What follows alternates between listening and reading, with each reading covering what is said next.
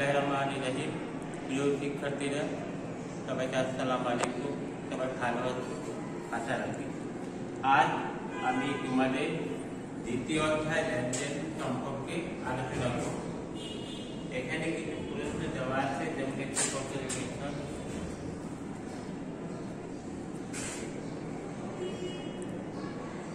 এরা বারবার 2021 সালে 1 জানুয়ারি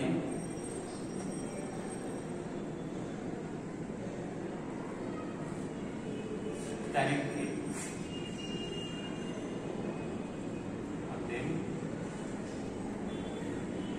লেনদেনগুলো নিম্নরূপ।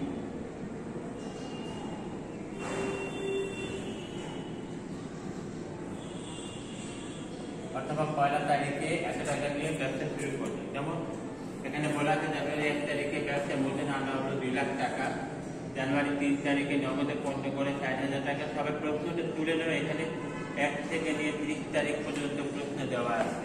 তো আমাকে যেগুলো করতে হবে, প্রথমে করতে হবে কোন দফাগুলো লেনদেন নয় তার পরিমাণ নির্ণয় করবো। আমি ক্লাস 9 এবং 10-এ থাকতে তোমাদেরকে অনেকবার বলছি যে গুলো আমার আর্থিক অবস্থার পরিবর্তন হয় না, অর্থের অঙ্কে পরিমাপযোগ্য নয়, দুটি পক্ষ কাজ করে না এবং স্বয়ংসম্পূর্ণ স্বতন্ত্র নয় ও দৃশ্যমানতা নয়, সেগুলো লেনদেন হবে না। লেনদেন হতে হলে 6টা বৈশিষ্ট্য লাগে, যেটা অনেকবার বলছি। সেই 6টার বৈশিষ্ট্য একটা কম হলে লেনদেন হবে না।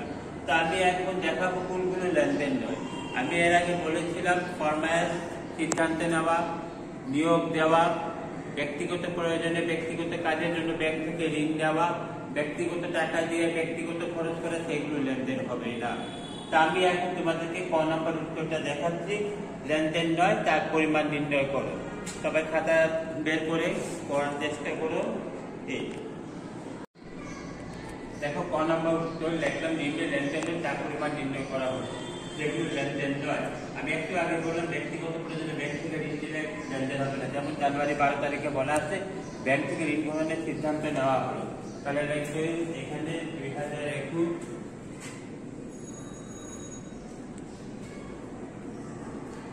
জানুয়ারি 12 ব্যাংক থেকে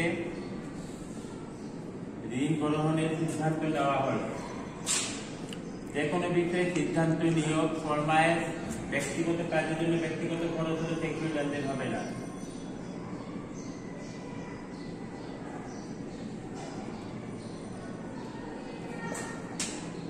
সিদ্ধান্ত নেওয়া হলো কত টাকা? ব্যাংক থেকে ঋণ সিদ্ধান্ত নেওয়া হলো 10,000 টাকা। তারপর আবার আরেকটা আসছে, বিমান কম্পিউটার করে এটা না, মালিক ব্যক্তিগত প্রয়োজনে ব্যাংক থেকে 1,000 টাকা তুলে নেওয়া হলো। তার প্রয়োজনে কোনো কাগজের প্রয়োজন হয়নি, নিজের প্রয়োজনে নিচে 22 তারিখে এটা উত্তোলন আসবে। 10,000 টাকা বেতনে একজন কর্মচারী নিয়োগ দেওয়া হলো। এখানে নিয়োগ দেওয়া আছে, কিন্তু টাকা যায়নি, অর্থাৎ আর্থিক অবস্থা পরিবর্তন না হওয়ার কারণে এটা লেনদেন হবে না। জানুয়ারি 25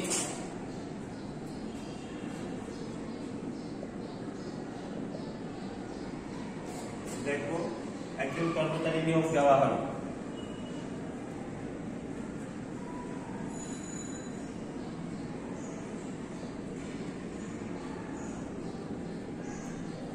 যতক্ষণ আমার আর্থিক অবস্থা পরিবর্তন হবে না ততক্ষণ আমার এটা লেনদেন হবে না। যখন আমি তাকে বেতন দিব তখন আমার লেনদেন হবে। একজন কর্মচারী নিয়োগ দেওয়া হলো, এখানে দেখা আছে 10,000 টাকা দিয়ে, আমি 10,000 টাকা দেখাচ্ছি। তারপর আসছে অফিসে বলতে 5,000 টাকা ব্যাংক থেকে তোলা হলো, তার মানে আর নেই। এই দুটোই আছে, লেনদেন নয়। যথাযথ যোগ করলে আসছে 20,000 টাকা। তাহলে লেনদেন নয়, এই টাকার পরিমাণ হলো 20,000 টাকা। তাহলে উত্তর লিখতে হবে 20,000 টাকা। তারপর আমরা ক নম্বর লিখবো লেনদেনের কারণ। যেগুলো লেনদেন হলো কিন্তু সেগুলো কারণ ব্যাখ্যা করবো সমীকরণ পদ্ধতিতে। আমরা জানি সমীকরণটা হলো a = l + e। তাহলে আমরা এখন খ নম্বরটা দেখাচ্ছি। দেখো খ নম্বর যেগুলো লেনদেন সেগুলো ব্যাখ্যা দিব, যেগুলো লেনদেন সেটাও লিখছি। যেমন জানুয়ারি 1 তারিখে বলা আছে 2021 জানুয়ারি 1 তার ব্যাখ্যা বোঝানো আনা হলো। আমার নগদ টাকা আসলো, মালিকানা সত্ত্ব বৃদ্ধি পেল, তাহলে এটা লিখবো লেনদেন। এখন হিসাব সমীকরণ বলতে A = L + E। এখানে কি হলো, A ও E বৃদ্ধি পেল, মানে এসেট এবং মালিকানা সত্ত্ব দুটোই বৃদ্ধি পেল। আমরা এইভাবে লিখতে পারি, অথবা লিখতে পারি নগদ টাকা বৃদ্ধি পেল এবং মালিকানা সত্ত্বেও বৃদ্ধি পেল, যদি কারবারে মূলধন আনা হয়। সংক্ষিপ্ত আকারে আমরা লিখেছি যে A ও E বৃদ্ধি পেল। তারপরে যখন 3 তারিখে নগদে পণ্য করে, এটা একটা লেনদেন। জানুয়ারি 3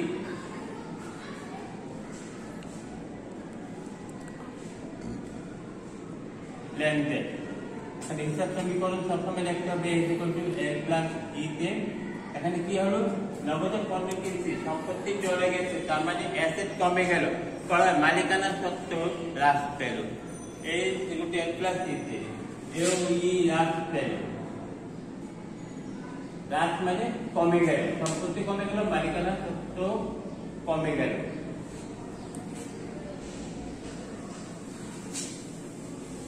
তারপরে দেখো জানুয়ারি 5 ব্যাংকে একটি হিসাব খোলা হলো, তার মানে এটাও লেনদেন। জানুয়ারি 5 যেভাবে লিখছি ঠিক সেভাবে লেখো, নাম্বার বেশি পেতে পারো, লেনদেন। তার মানে A = L + E তে এখানে কি হলো,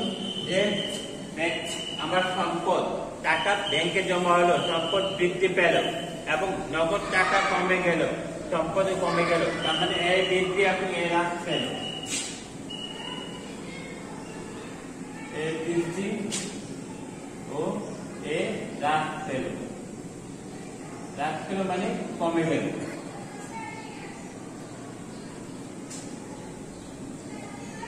তারপর আসছে 10 তারিখ চেকে পণ্য বিক্রয়। চেকে পণ্য বিক্রয় করলো, আমার চেকটা ব্যাংকে চলে গেল, অর্থাৎ ব্যাংক বৃদ্ধি পেল, ব্যাংক ডেবিট বিক্রয় ক্রেডিট। এখানে মালিকানা সত্ত্ব বৃদ্ধি পেল, মালিকানা সত্ত্ব বৃদ্ধি পেল এবং ব্যাংক বৃদ্ধি পেল, A বৃদ্ধি E বৃদ্ধি পেল। জানুয়ারি 10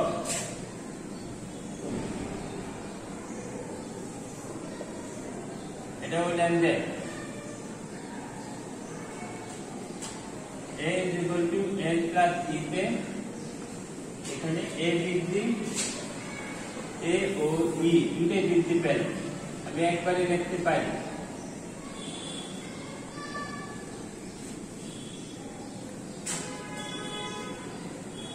তারপরে দেখো জানুয়ারি 12 তারিখ ব্যাংক থেকে ঋণ গ্রহণের সিদ্ধান্ত নেওয়া হলো। আগে বলছি সিদ্ধান্ত, ফরমায়েশ, নিয়ম এগুলো লেনদেন না।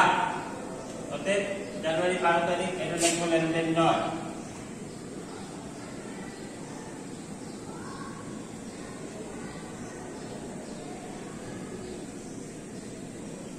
কারণ এখানে সমীকরণে কোনো প্রভাব পড়েনি, A = L + E তে কোনো প্রভাব পড়েনি, কারণ যাতে কোনো টাকা আসে না, টাকা যায়ও না, দুটি পক্ষ কাজ করে নেই।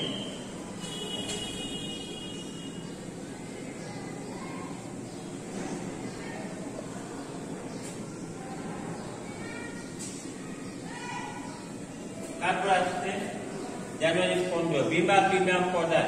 এটা বিমা প্রিমিয়াম দিয়ে দিলাম, আমার ব্যয় হলো, ব্যয় এখন মালিকানা সত্ত্ব হ্রাস পেল, নগদ টাকা চলে গেল, সম্পত্তিও হ্রাস পেল, তার মানে জানুয়ারি 15 লেনদেন। জানুয়ারি 15 লেনদেন। এখানে A = L + E তে A হ্রাস এবং E হ্রাস পেল। আমি একবারে লিখতে পারি A ও E হ্রাস পেল।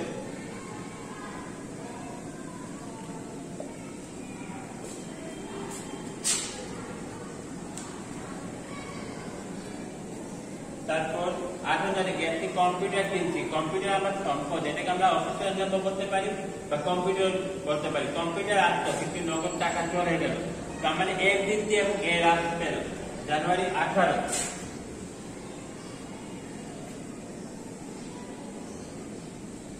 এটাও লেনদেন A is equal to N plus C তে এখানে A বৃদ্ধি ও A হ্রাস পেল।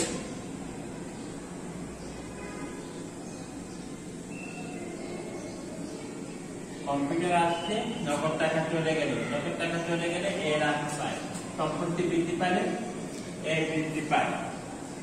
তারপরে দেখো বিস্তারে কামাল ট্রেডার্সকে রেখে দিলাম। কামাল ট্রেডার্স আমার পাওনাদার, তার মানে কি হলো, এখানে দায় কমে গেল এবং ব্যাংক থেকে টাকা চলে গেল। ব্যাংক থেকে টাকা চলে যাওয়া মানে সম্পত্তিও কমে গেল, তার মানে জানুয়ারি হিট।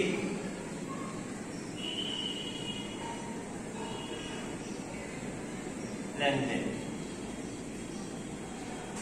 তাহলে এখানে A is equal to L plus E তে কি হ্রাস পেল, A এবং L দুইটা হ্রাস পেল। কামাল ট্রেডার্স আমার দায়, তাহলে A ও L হ্রাস পেল। হ্রাস পাওয়া মানে কমে গেল, পাওনাদারও কমে গেল, আবার সম্পদও কমে গেল, ব্যাংক থেকে টাকা চলে গেল। তারপর আসছে 22 তারিখ, মালিক ব্যক্তিগত প্রয়োজনে ব্যাংক থেকে 1000 টাকা তুললো, আবার ব্যাংক থেকে টাকা চলে গেল, সম্পদ কমে গেল, কিন্তু ব্যবসার কাজে জানি মালিক ব্যক্তিগত কাজে নিল, ব্যক্তিগত কাজে নেওয়া মানে উত্তোলন হলো, তার মানে মালিকানা সত্ত্বেও কমে গেল। তাহলে দেখবো জানুয়ারি 22।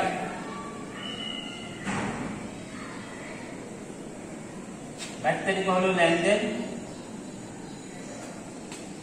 এখানে A is equal to L plus C তে A ও E দুটোই হ্রাস পেল, কারণ মালিকানা সত্ত্বেও কমে গেল, ব্যাংক থেকে তোলা হলো ব্যক্তিগত প্রয়োজনে, মালিকানা সত্ত্বেও কমে গেল এবং সম্পদও কমে গেল, ব্যাংক থেকে কমে গেল।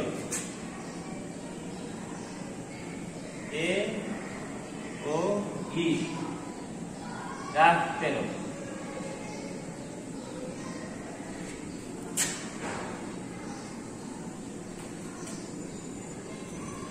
তারপর আসছে জানুয়ারি 25 তারিখ, 10,000 টাকা বেতন একজন কর্মচারী নিয়োগ দেওয়া হলো, তারপরে এটা লেনদেন নয়, অর্থাৎ সমীকরণে কোনো প্রভাব পড়েনি।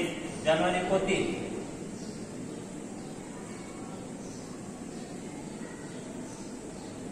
এখানে লিখবো লেনদেন নয়।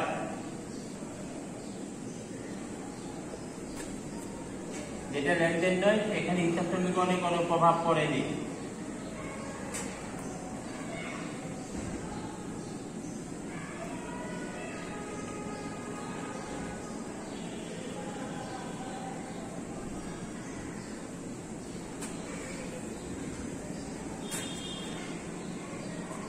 তারপর এখন আসছে 30 তারিখ, অফিসের প্রয়োজনে 5,000 টাকা ব্যাংক থেকে তোলা হলো, তার মানে অফিসের প্রয়োজনে বা ব্যবসার প্রয়োজনে পড়লে সম্পত্তি আসলো, আবার ব্যাংক থেকে সম্পত্তি কমে গেল, তার মানে A বৃদ্ধি A হ্রাস।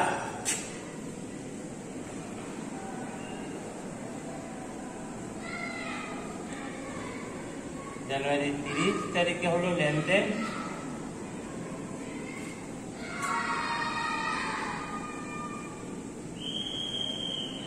ব্যবসায় টাকা আসলো, তার মানে A বৃদ্ধি এবং ব্যাংক থেকে টাকা চলে গেল, A হ্রাস। A বৃদ্ধি ও A হ্রাস পেল। সবসময় দেখা যাচ্ছে দুটি পক্ষ দ্বারা লেনদেন হয় না, অবশ্যই লেনদেন হতে হলে দুটি পক্ষ থাকতে হবে, আর্থিক অবস্থা পরিবর্তন হতে হবে, অর্থনৈতিক পরিমাপযোগ্য হতে হবে। তার মানে আমরা ক নাম্বার এখন শেষ করে দিলাম। এখন আমরা গ নাম্বার বিকল্প বিবরণী চক্রে হিসাব সমীকরণের প্রভাব অথবা প্রমাণ করবো যে A is equal to N plus E। তাহলে আমরা এখন গ নাম্বারে যাচ্ছি, দেখো তাহলে দেখো এখন বিবরণী চক্রে 1 তারিখ কি বলছে, জানুয়ারি 1 তারিখ বলতে ব্যবসায় মূলধন আনা হয়, তাহলে এটি জানুয়ারি 1, ব্যবসায় মূলধন আনলে নগদ টাকা বাড়লো এবং মালিকানা সত্ত্বেও বৃদ্ধি পাইল। তাহলে এখানে লিখবো কত টাকা আনছে, 2 লাখ টাকা, তাহলে 2 লাখ টাকা এবং মালিকানা সত্ত্বেও 2 লাখ টাকা, এবং প্রত্যেক দিন শেষে উদ্বৃত্ত ব্যয় করতে হবে কত টাকা উদ্বৃত্ত থাকে।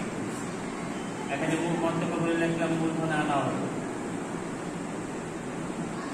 বা ব্যবসা আরম্ভ করা হলো একই বিষয়, এখানে লিখলাম এখন উদ্বৃত্ত বা দেয়, এটাও লেখা যায়।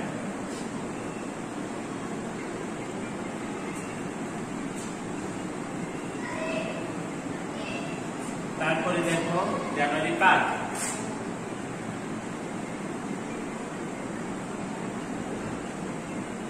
5 তারিখে বলতে ব্যাংকে একটি হিসাব খোলা হলো, তার মানে নগদ টাকা ব্যাংকে জমা হলো, তার মানে ব্যাংকে বেড়ে গেল 5,000 টাকা, ব্যাংকে ঘরে দিলাম 5,000 টাকা, নগদ টাকা কমে গেল 5,000 টাকা।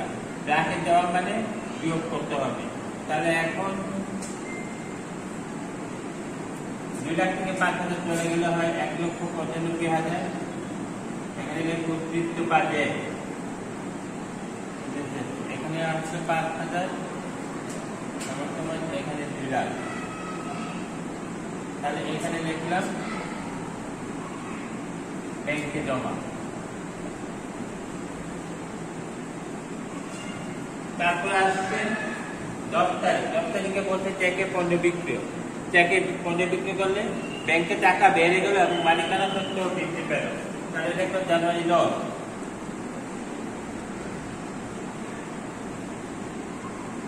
চেকে পণ্য বিক্রি 45,000 টাকা, তার মানে ব্যাংক বৃদ্ধি পাইল, মালিকানা সত্ত্ব বৃদ্ধি পাইল।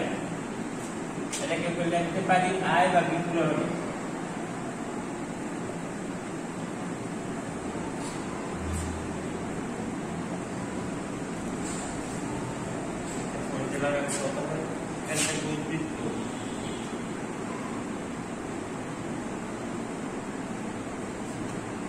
পঁয়তাল্লিশ 5 যোগ করলে হচ্ছে 50,000,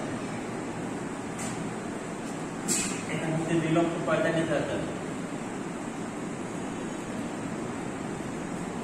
তারপর আসছে 15 তারিখ। 15 তারিখে বলছে বীমা প্রিমিয়াম প্রদান, তার মানে নগদ টাকা কমে গেল এবং মালিকানা সত্ত্ব হ্রাস পেল। তাহলে এটা ব্যয় বীমা প্রিমিয়াম জানুয়ারি 15।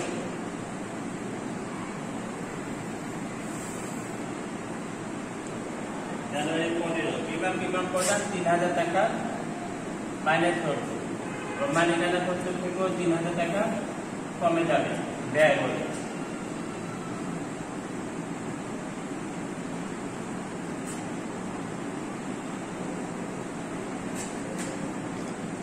এখন হচ্ছে কত উদ্বৃত্ত দেখাবো। 1,95,000 থেকে 3,000 চলে গেলে আসছে 1,92,000, এখানে 50,000, 2,45,000 থেকে 3,000 চলে গেলে আসছে 2,42,000। তারপর আসছে 30 তারিখ। 30 তারিখে বলতে অফিসের প্রয়োজনে 5,000 টাকা ব্যাংক থেকে তোলা হলো, তার মানে অফিসের প্রয়োজনে তুললাম, নগদ টাকা বাড়লো এবং ব্যাংক কমে গেল। জানুয়ারি 30।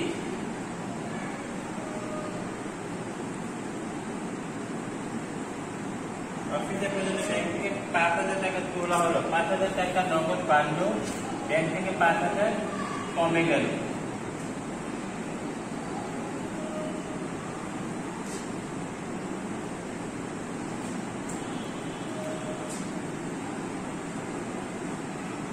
দেখি কত হয় উদ্বৃত্ত।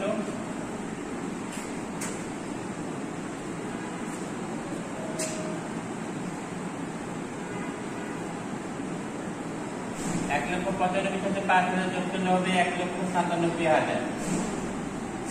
আবার এখানে 50 থেকে 5 চলে গেলে আসছে 45,000, এখানে আসছে 2,42,000। এখন আবার আমি দেখুন A সমান সমান L প্লাস E দুইটা সমান হচ্ছে কিনা।